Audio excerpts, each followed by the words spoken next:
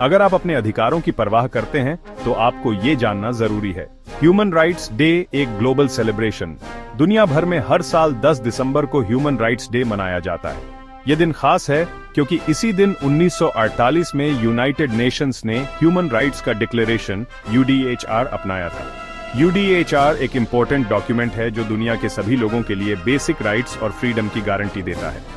ये डिक्लेरेशन कहता है कि हर इंसान को बिना किसी डिस्क्रिमिनेशन के रिस्पेक्ट और बराबरी का हक है। UDHR में टोटल 30 आर्टिकल्स हैं जो लाइफ, फ्रीडम और सेफ्टी जैसे जरूरी राइट्स से लेकर एजुकेशन, हेल्थ और जॉब के राइट तक हर इंसान के लिए जरूरी राइट्स प्रोटेक्ट करते हैं। ह्यूमन राइट्स डे हमें इन राइट्स की इंपॉर्टेंस याद दिलाता है और हमें इनके लिए लड़ने और इनकी रक्षा करने के लिए इंस्पायर करता है। ये दिन हमें ये भी याद दिलाता है कि दुनिया भर में बहुत से लोग अभी भी अपने बेसिक राइट्स से महरूम हैं। इसलिए ये दिन सिर्फ सेलिब्रेशन का नहीं है, बल्कि ये दिन हमें ये सोचने और काम करने के लिए भी इंस्पायर करता है कि हम दुनिया को ह्यूमन राइट्स के प्रति और भी अवेयर और सेंसिटिव कैसे बना सकते हैं। इंडियन कॉन्स्टिट्यूशन, राइट्स का प्रोटेक्टर। इंडिया का कॉन्स्टिट्यूशन, जो दुनिया का सबसे बड़ा लिखा हुआ कॉन्स्टिट्यूशन है, ह्यूमन राइट्स को सबसे ऊपर रखता है। ये हमारे फंडामेंटल राइट्स को क्लियरली डिफाइन करता है और उनकी रक्षा के लिए स्ट्रॉन्ग प्रोविजन करता है। हमारे कॉन्स्टिट्यूशन में फंडामेंटल राइट्स का जिक्र पार्ट 3 में है, जो right to life, right to freedom और राइट अगेंस्ट एक्सप्लॉयटेशन जैसे जरूरी राइट्स की गारंटी देता है। ये राइट्स सभी सिटीजन्स को बराबर मिलते हैं, चाहे उनकी कास्ट, रिलीजन, जेंडर या सोशल स्टेटस कुछ भी हो। कॉन्स्टिट्यूशन की लेंथ और डिटेलिंग ये कंफर्म करती है कि सिटीजन्स के राइट्स की हर तरह से रक्षा हो।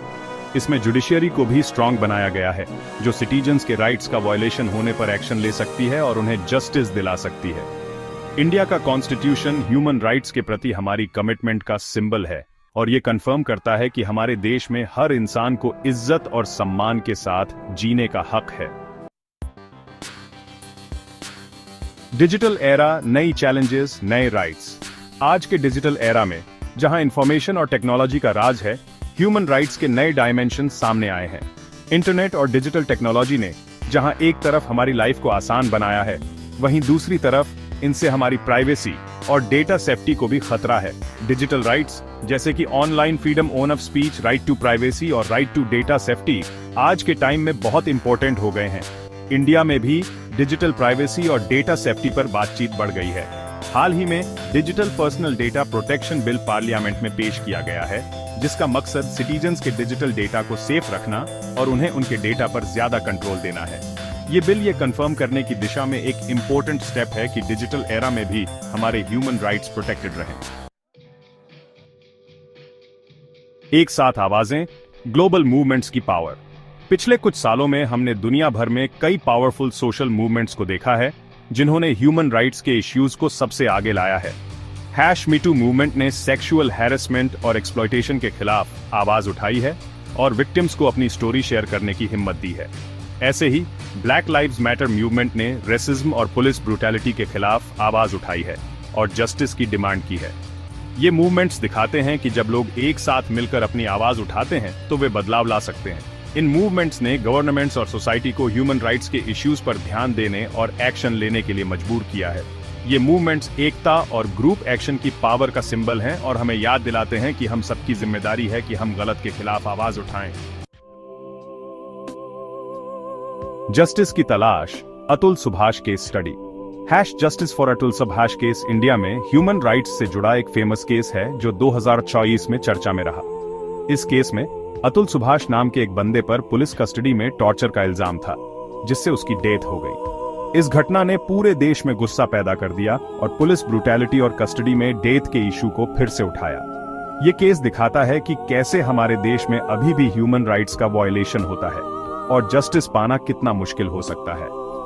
#Justice for Atul Subhash campaign को सोशल मीडिया और सड़कों पर बहुत सपोर्ट मिला, जिससे गवर्नमेंट पर केस की फेयर इन्वेस्टिगेशन करने और गुनहगारों को सजा दिलाने का प्रेशर बढ़ा।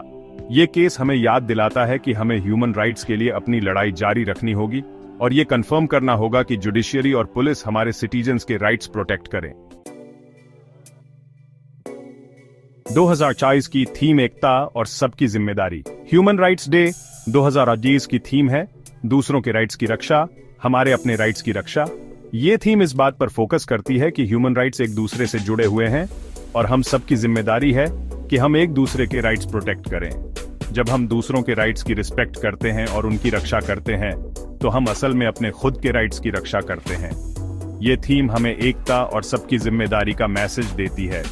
ये हमें याद दिलाती है कि हम सब एक ग्लोबल कम्युनिटी का हिस्सा हैं और हमें एक दूसरे के साथ रिस्पेक्ट और इज्जत से पेश आना चाहिए। जब हम दूसरों पर होने वाले अन्याय के खिलाफ आवाज उठाते हैं तो हम असल में अपने लिए एक बेहतर और जस्ट दुनिया बनाते हैं। चेंज के एजेंट बनो, अपना रोल प्ले करो। ह्यूमन राइट्स की रक्षा करना सिर्फ गवर्नमेंट या ओन ऑर्गेनाइजेशंस की जिम्मेदारी नहीं है, बल्कि ये हम सबकी मॉरल रिस्पॉन्सिबिलिटी है। हम अपनी डेली लाइफ में छोटे छोटे स्टेप्स लेकर चेंज लाने में हेल्प कर सकते हैं। हम सबको बराबरी और रिस्पेक्ट के साथ ट्रीट करके, डिस्क्रिमिनेशन का विरोध करके और जरूरतमंद लोगों की मदद करके शुरुआत कर सकते हैं। हम अपने कम्युनिटीज में ह्यूमन राइट्स के बारे में अवेयरनेस फैला सकते हैं और लोगों को उनके राइट्स के बारे में बता सकते हैं। सोशल मीडिया यूज करके हम अन्याय के केसेस को सामने ला सकते हैं और दूसरों को एक्शन लेने के लिए इंस्पायर कर सकते हैं। हम लोकल ऑन ऑर्गेनाइजेशंस या कोर्ट्स में वॉलंटियर करके भी योगदान दे सकते हैं जो ह्यूमन राइट्स की रक्षा के लिए काम करते हैं। याद रखो, हर छोटा स्टेप मैटर करता है। चलो हम सब मिलकर एक ऐसी दुनिया बनाने का प्रॉमिस करते हैं जहां हर इंसान को इज्जत और सम्मान के साथ जीने का हक हो।